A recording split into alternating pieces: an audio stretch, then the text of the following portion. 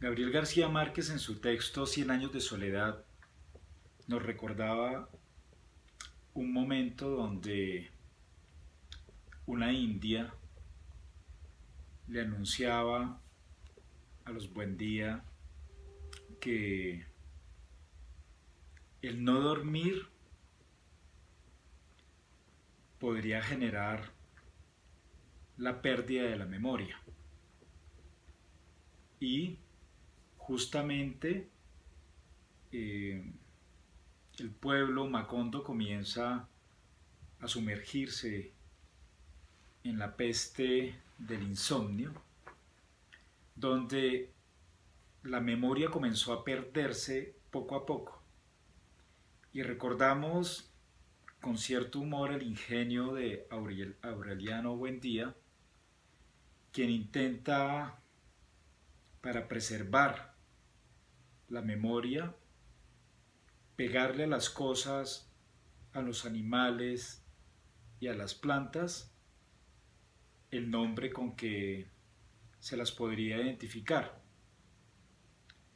Este pasaje es muy interesante porque al final ni siquiera se podría recordar qué significaba esos garabatos que estaban sobre un papel y que a su vez estaban pegados sobre las cosas, los animales y las plantas. Esta peste del insomnio o peste del olvido, porque traía consigo la pérdida de la memoria, es la que se ha tratado de dejar atrás durante muchos años de conflicto social y político en Colombia. Y con el esfuerzo de muchos sectores sociales, de defensores de derechos humanos, de historiadores, se impulsó una gran creación de archivos que irían a parar justamente al Centro Nacional de Memoria Histórica. Y con esta idea se pretendía justamente no olvidar lo difícil que ha sido construir nación en una sociedad injusta, en una sociedad desigual, en una sociedad que se olvidó de los más necesitados, en una sociedad que no ha entendido que el origen del conflicto está en la redistribución de la tierra, entre otros factores de orden social y político. Es por eso que hoy varios historiadores, particularmente vinculados a la Universidad Nacional, ven con mucha preocupación el nombramiento del historiador, el profesor Acevedo, como director del Centro Nacional de Memoria Histórica.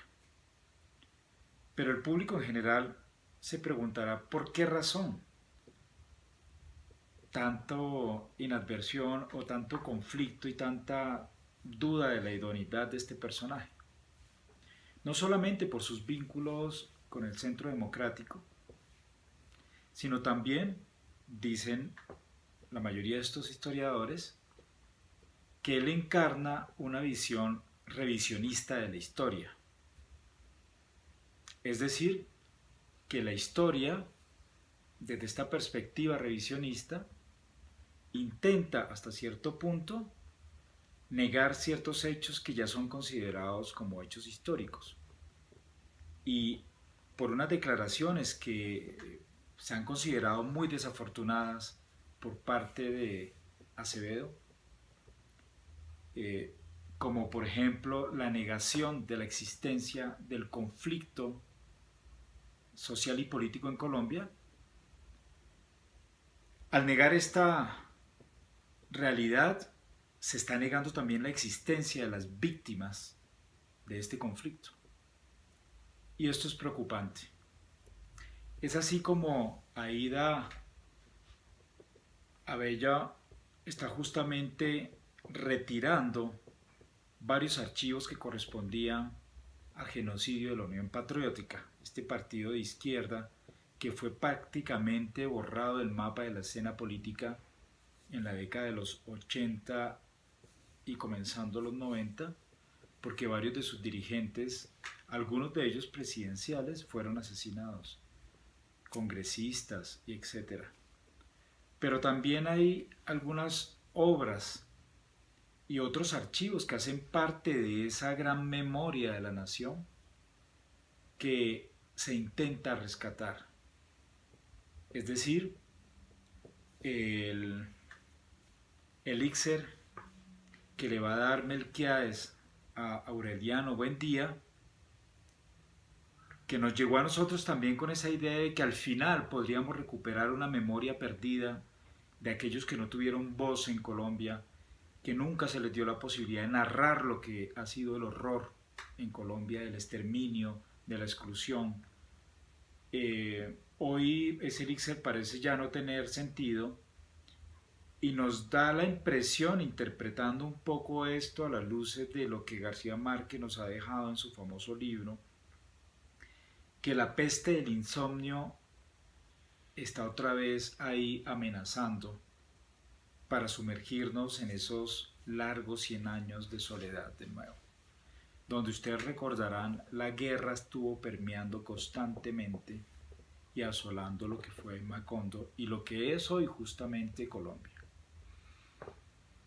Puede ser preocupante o no, hay un grupo de historiadores que no firmó una famosa carta que se le dirigió al profesor Acevedo, donde le dicen efectivamente que es legítimo que él pueda tener las posturas como historiador que él quiera y escribir los relatos que él considere oportuno, pero que al dirigir un importante centro de memoria histórico como este, que además tiene unos mandatos muy particular orientados a la cuestión de reparación y reconciliación, la preocupación de este grupo de profesores del Departamento de Historia de la Universidad Nacional podremos pensar que es legítima.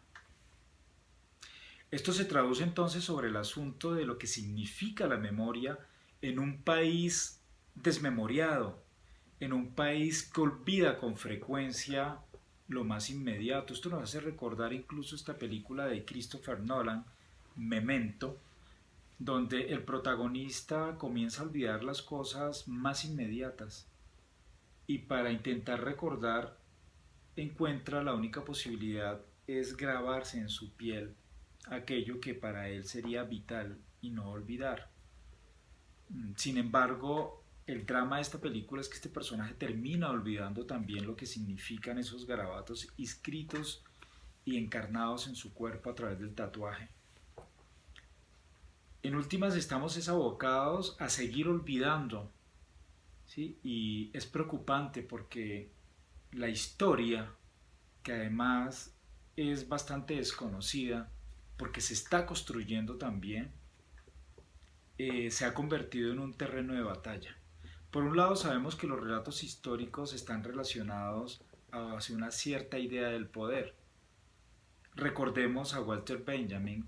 Walter Benjamin insistía en que la historia la hacen los vencedores y que aquellos que han perdido no tienen la posibilidad de narrar la historia porque justamente han perdido.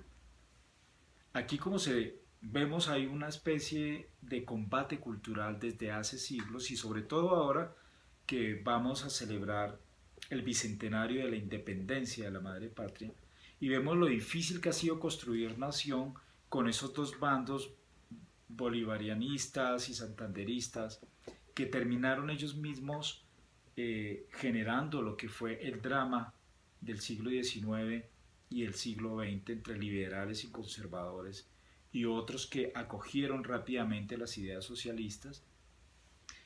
En ese tire y afloje la nación se vio desgarrada y hoy vivimos consecuencias de eso, justamente alimentado con cosas más complejas como la mafia y el narcotráfico. En este sentido, es importante rescatar la memoria, pero la ciudadanía en general podría decir eso es un asunto de los historiadores, de los intelectuales. sobre la 26, muy cerca a donde hoy está el ala solar, esa famosa obra de Soto que fue completamente destruida y abandonada, se construiría el Museo de Memoria Histórica. La pregunta es, ¿este museo acogería a mucha gente? ¿Acogería justamente al ciudadano en general que pueda entender un cierto relato histórico? El relato histórico de nuestra nación, con todas las contradicciones y tensiones que han existido, pero atreverse a decir que lo que vemos nosotros ahí es falso, es mentira, que es producto de la imaginación, como en una ocasión, en una discusión muy interesante entre José Obdulio Gaviria, el ideólogo uno de los ideólogos del Centro Democrático, y con Gustavo Petro, hablando sobre la película Un mar de mentiras. eh, Justamente José Obdulio decía, pero esto es pura ficción, eso nunca pasó, esto es una exageración, ¿cuál masacre? Eso no ha pasado, hay problemas, pero eso no es real, eso es cine, eso es ficción. Y Petro insistía en que él mismo había vivido cosas y que el hecho de las masacres en un pueblo y todo hacía parte de la verdad de esta nación.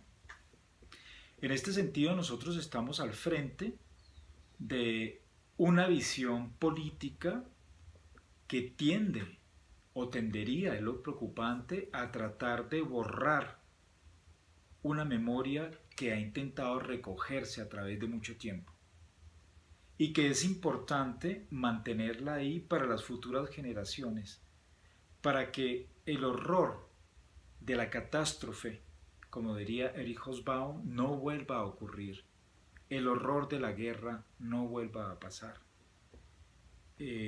Justamente ayer veía en el Teatro Petra una obra magnífica que se estrenó hace 4 años. Es Labio de Liebre, escrita, dirigida y actuada también por Fabio Rubiano. Esta obra de teatro cuenta el drama de un personaje que participó en esa especie de conflicto de terror por el que ha pasado Colombia. Y los fantasmas lo asolan a él en una especie de insomnio permanente donde es imposible olvidar. Y en esta gran película vemos cómo este personaje al final pide perdón. Pero todo el tiempo estuvo negando que lo que le recordaban esos fantasmas, esa familia que venía con sus animales incluso constantemente a asediarlo y recordarle el horror de lo que él había propiciado, terminan de una otra manera opacando esa idea de verdad. La memoria entonces es importante para llegar a la verdad, para llegar a la reconciliación. De ahí que, por ejemplo, la Jurisdicción Especial para la Paz esté amenazada. Y hoy, con los últimos acontecimientos, nos hace pensar que la peste del olvido, la peste del insomnio, está una vez más por asolar, poder recordar lo que significó el horror. Y no olvidar. De ahí que el debate alrededor del Centro Nacional de Memoria Histórica sea importante, ponerlo sobre la mesa y entender que lo que está en juego es la construcción de relatos históricos que tienden a borrar de una otra manera la memoria que ha sido tan difícil construir en esta nación, particularmente de los que están desde abajo, esa memoria enracinada de los excluidos y subalternos.